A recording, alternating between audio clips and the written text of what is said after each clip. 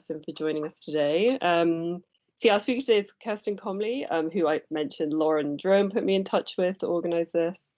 So Kerstyn is the founder and co-CEO of Tellmi, which is a peer support app for young people where they can discuss and receive support for their mental health.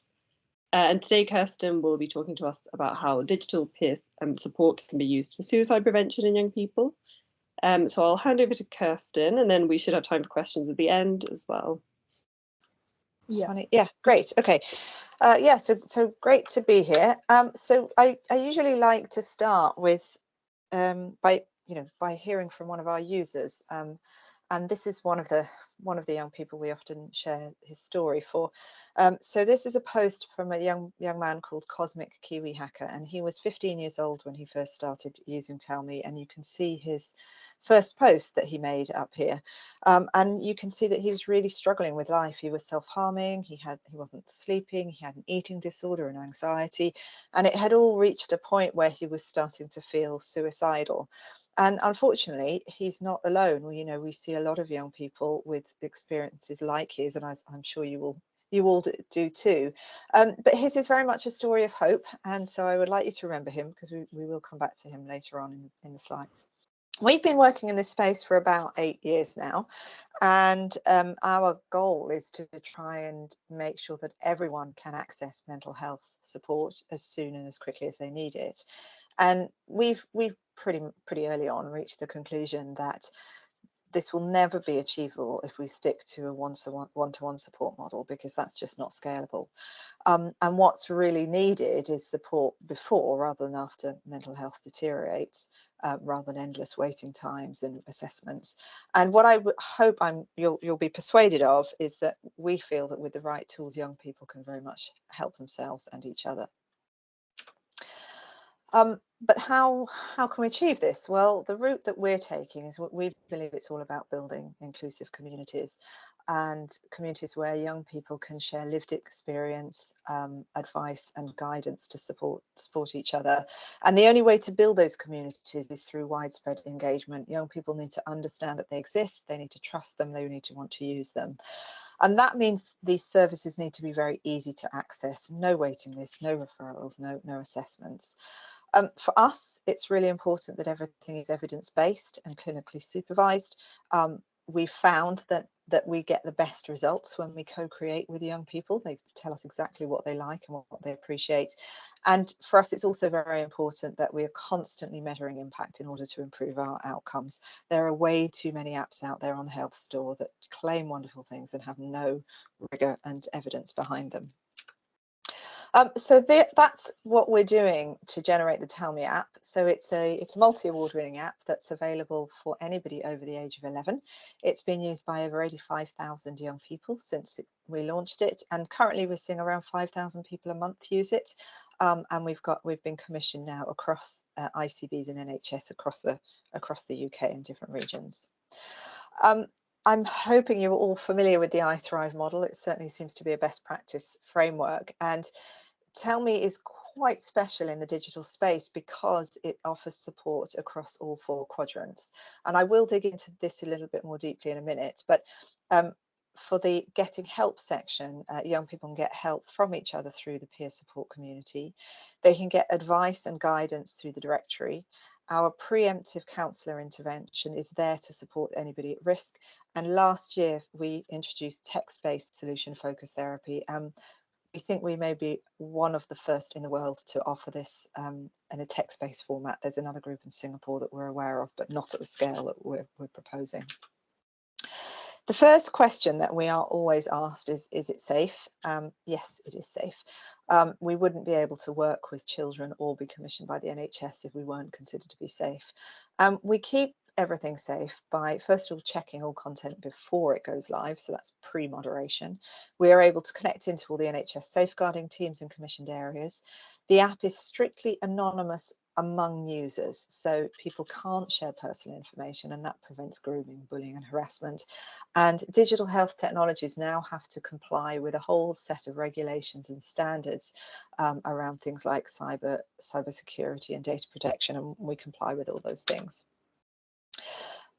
Tellmi has quite deliberately been designed, I can even give you a demo if you want afterwards, but it's been deliberately designed to look like social media.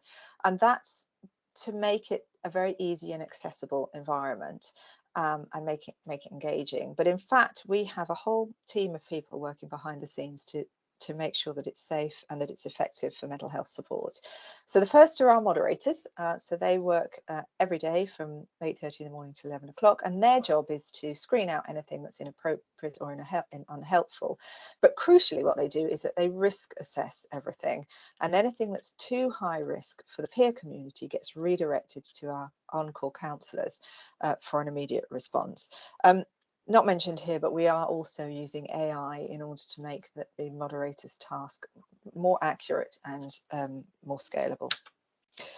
So when a high-risk post is made, it's immediately sent through to the counsellors on call, who respond again immediately to help that young person in the moment understand, de-escalate their fears and anxieties, and help them understand how best to get support. And what's quite special about Tellmi is that it means a young person doesn't ever even have to ask for help. They simply describe how they're feeling, and support comes straight to them. And we are calling this preemptive counselling, and we don't know anybody else who is able to do this. We also train undergraduate psychology students as our super peer volunteers. It's fantastic work experience for them because they get to have real world interactions with young people in a very safe, positive environment. And for the young people on Tellmi, it's great because it means nobody gets left out, nobody gets unanswered. And although the super peers only respond to, I don't know, they make up about 15% of the replies, but they maintain a certain standard throughout the community, and we can really see that. And the final group of people are our solution-focused therapists. So this is where we've been talking to Lauren a lot, and introduced last year. So young people in specific commissioned areas, so for example, in Reading, can actually book a session at a time that's convenient for them, and through the app, access solution-focused therapy. I don't know how many of you are familiar with solution-focused therapy, but we chose it as opposed to things like CBT or DBT because we felt that so many young people we work with have very little agency over their lives. They can't change their parents or their school or the exams, and so getting them simply to relive their problems over and over again doesn't really help them. And what we wanted to be able to do was to help them develop the strengths and the resilience that they need to be able to achieve a more positive and hopeful future. We also have the Tellmi directory, and this is a resource that has over 600 national resources in it. And in commissioned areas, we will also map all of the local services, because a big problem for young people is they just don't know who to turn to or where to go for help. And that's proving to be very successful. We can track and see which resources are most used, what's helpful, and also where there are sort of gaps. For example, recently we realized that there was very little good information for teenagers about sexual health, so we were able to pull some of the best resources and present them in a new way for them. So who is using Tellmi? Well, these results come from our last major impact survey, and we're just currently updating that at the moment. But you can see that we're pretty proud of the fact that we have really significant reach, a very diverse group of young people using it. In particular, you can see the high numbers of autistic young people who use Tellmi. We didn't design Tellmi for autistic young people, but they seem to really appreciate it. And I can talk to you more about that if you're interested. But overall, we just have great diversity numbers. And when we've looked into this, we find that it's because it's an anonymous service, because there's no waiting lists, because it doesn't feel like a mental health service, and that's what seems to be attracting all of these young people to us. I guess the most important question is, does it actually work? And we've got a growing body of evidence to show that it does.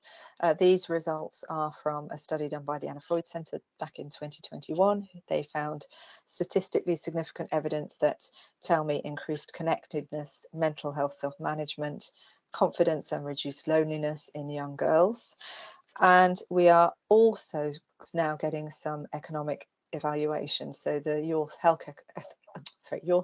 Health Economics Consortium, YHEC, did some modelling last year, and they found that for people who'd been using Tellmi for more than a month, it was saving the NHS just under £200, and that mostly came from the reduction in the need for GP appointments and A&E visits.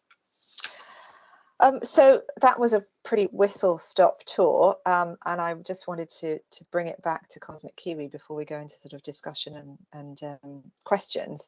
And this is a post that Cosmic Kiwi wrote about 5 months after his first one. I just read it out to you. I don't want to jinx it, but I think we've done it. I haven't cut in ages. I'm 2 months clean. I'm eating 2 or 3 meals a day, and after countless relapses, I'm now stable. I'm balancing college and a part-time job, and I don't feel like ending it anymore. Thank you to everyone that's helped me. Seriously, you're all the reason I'm here today. Thank you. So, Dennis, I can see you jumped straight in with a question. Well, thanks. Obviously, Kerstyn, as you know, I'm very interested in your work. You seem to be doing. I have lots of questions, but I will just start with a couple, maybe. So one, could you tell us a little bit more about the solution-focused sessions? How they work? What are the questions? You know, what was the logic behind them? And just to understand, so children can request an individual SFBT session, but that is all done on text messages, right? Yes, that's right. That's right. So yeah, so the process is, I mean, this is still very new, and we are still figuring out the best way to deliver it digitally, you know, and deliver it in a text-based format. And I would say at the moment the booking process is the bit that seems to be needing the most further development. But yeah, the idea is that either a young person finds out about it in the app. So if it's available in Reading and somebody with a Reading postcode goes into the directory, they'll say, you know, you can book a session if you want to. Or in those areas where we're commissioned, we would promote it through schools, the youth, the mental health support teams. You know, all these various people will know, and they will encourage young people to. They can refer them directly, or they can encourage the young person to self-refer. So they would book a session at a time that's, you know, mutually convenient. We have a calendar and whatever, and they can book that. And then, to be honest, it's not so different from an in-person session. We are exploring. I think one of the perhaps the challenges is that because you can't see the other person, it does make it feel a little bit more robotic. But SFT can be quite robotic anyway, to a certain extent, and also that we're seeing that the time needed for a session is possibly slightly different to an in-person session, and I think that might be because often the kids, it's easier for them to be distracted. So, you know, we can see that maybe their response time is not as quick as if they were just sitting there in front of you. But what's fantastic is that, of course, because it's text-based, we've got all this as data, so we will be able to use all this data, and we already are, to actually see how we can improve it. So at the moment we're sort of in a collecting data phase. We also ask everybody to, at the beginning and the end of the session, they fill out the Child Hope score. And so we can see if there has been a change between the start and the end. Now, I know when we've discussed it with some researchers, they'll say, well, you'll always get an improvement because just from whatever you do in that shorter time. But of course, we can also track between sessions. So where people have multiple sessions, we have all their scores across. So that, you know, that's the sort of the exciting bit, I think, about it being text, is that we are able to start mapping, okay, which questions overall tended to have the most impact, and that is then really useful for training the therapists. So the therapists that we're using are all accredited. They're very experienced therapists at this stage, and I think our future goal is to be able to use all this knowledge to help train new people and bring them on more quickly. But we need to work with the experts at this point because it's such a new format. Jennifer, you had a question. Yep. Thank you. Thanks for sharing that with us. It was super interesting and really impressive as well. So I was just wondering about, so it's from age 11, you said. That's right. So do you, so the data that you showed about, you know, who's that you're reaching a diverse group, Yeah. that was a small group who you purposefully sort of evaluated, or is that Well, the number that was a survey. So that was a survey that we put in the app for anybody who was using it, and I think it was up for about 3 months, and it had over 1,000 responses. So it was kind of an open, you know, it was a self-selected response. I mean, it is a tricky thing to get some of this information, because we're conscious that some services and some apps absolutely bombard their users with questions about who they are and where they're from, and that really puts kids off. And so we try and take a quite light touch. So when they join the app, we ask for the absolute minimal information, and then we try and do these kind of population studies, if you like, or, you know, within the population of the app, to sampling, to try and then interpret, as opposed to being, you know, you've got to tell us everything about you and all your life story. Yeah. But yeah, so but the majority of users, although it's anybody aged 11 and over, the majority of the users are aged between 11 and 25, and the biggest cohort is 15 to 19. Okay, yeah, that's what I was going to ask. And is it quite well spread across the UK, or? Yeah, I mean, so in the early years, our focus was very much about building the network, building the community, and demonstrating that what we did worked. And so we were advertising across the whole of UK, mainly through social media. There was a huge amount of usage during the lockdown. You know, everybody was on their phones all the time. Now we've had to scale back a bit, because frankly we can't afford just to keep offering it to everyone.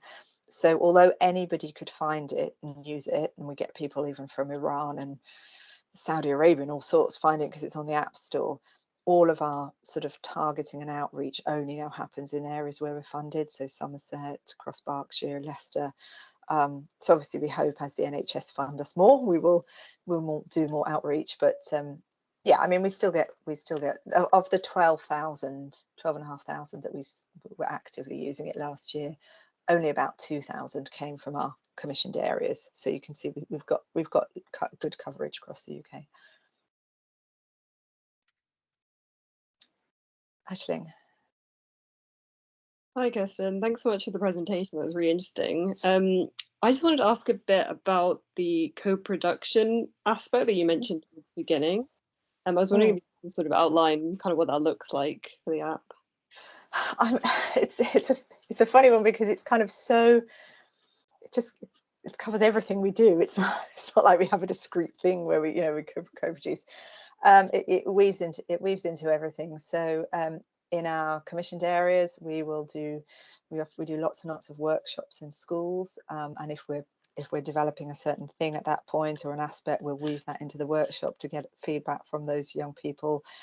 So for example, the directory that you can see, that was developed with 3 schools.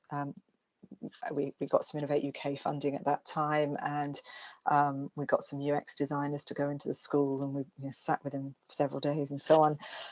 We do a lot of research work, and that's surveys in the app, it's interviews. We always invite users to respond with their ideas, and that goes on the wish list. So it sort of ties into pretty much everything we're doing. And if ever we're stuck, ever we think, oh, we don't know how to solve this problem, we always remember, well, let's go back to the young people, or put a post in the app and say, hey guys, look, we're thinking of this, we don't could you explain it to us? Or so it's not a sort of discrete or separate piece of what we do, is just literally embedded into everything. So that user whose posts I used, we do that because when we use his post, because when we saw his second post, which was so positive, and we reached out to him, he's since come and done work experience with us. He's featured on our podcast. He's written up his story. He's featured in a film that we've made. So that, I mean, that's just on an individual level, but we do it on a quite big scale, broad scale as well. I don't know if other people have a question. I have loads, so I'll just ask you a few more. But yeah. So I mean, maybe two key questions. So one is obviously, as you know, most of the time emotional disorders and self-harm improve with no intervention in young people, which is one of the problems in doing research, as you know well. Just reviewing a paper for one of the journals that used a very comprehensive, perhaps similar to yours, very comprehensive system, which showed no difference from doing nothing at all.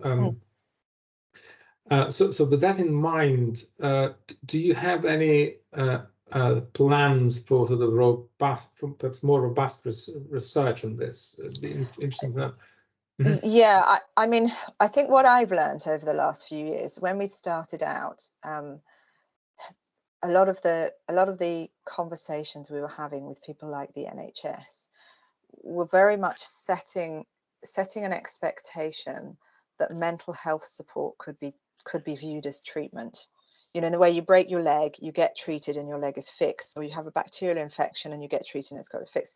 And I think what we've realized over time is that, particularly for young people, it's not about treatment at all. It's about supporting them through incredibly difficult things going on in their life. And so it's much more about management than it is treatment. And you know, we have kids whose parents are divorcing and they're struggling with their exams and they're hating their bullies in their school. And, you know, these are not things that you would come in and say, right, let's do this thing. Let's have this intervention for 12 weeks, then you'll be fixed and jolly good, away we go. And even in the suicide space, you know, there's plenty of research to show you're still at risk of a second or third attempt 3 years after your first. So it's a very long ongoing process. And so I think that the focus for us now, and, you know, we'd love to work with you guys on this, is to look at how can we provide meaningful evaluation, given the fact that actually time 1, time 2 is probably irrelevant, to be honest, because partly, as you say, things often naturally get better, but equally we did some research down in Somerset earlier at the beginning of last year, looking at anxiety. Tiny study, and we were really just looking at these different scales, like Rosenberg self-esteem scale and Warwick and Edinburgh, you know, just look at the scale, see which ones might be useful. And we only had 8 participants, so it was very small, and we got them to do it at the beginning and then after about 6 weeks. And most of the kids, they improved over that period, but one of them really didn't. One of them got a lot worse. But when we actually went and looked at how they were all using the app, what we found was that the kid who got worse was actually the one who was using Tellmi exactly as we would expect, because their parents were divorcing and they were incredibly stressed. And basically over the 6 weeks, their life, what was going on in their life was getting worse and worse. And it just really hit home to me that some of these methods for measurement are probably unrealistic and inappropriate. And I think I don't have an answer. It's lots of questions for us as to how do we, what are the outcomes we're looking for? Is it, oh, we want everybody to have better mental health, or is it in fact that we can demonstrate that they are better at asking for help when they encounter a problem, or that they actually understand how to look for support? You know, and I don't know the answers, and that's that's a real focus for us at the moment. Well, sorry, one more question from me. Are you getting lots of like boys and girls? What's the kind of balance there? Yeah, it changes a bit. It does go up and down. I think the most we've had was about 35% boys, and it's down at the moment about 22%. But that's still higher than most services. And obviously we monitor that, and if we see it dropping, we will then modify some of our engagement resources and, you know, try and make it more appealing for boys. We've got a very high number of people who would identify as being part of the LGBT community. You know, I think there's a real lack of support for young people from those communities. So, but we also have within all that, we have different types of users. So we have some people who are, you know, really active, posting all the time, posting their questions and problems. Lots of people dip in and out. I mean, we had somebody come on the other day saying, I haven't been here for 2 years, but it's all got worse again, so I needed some support.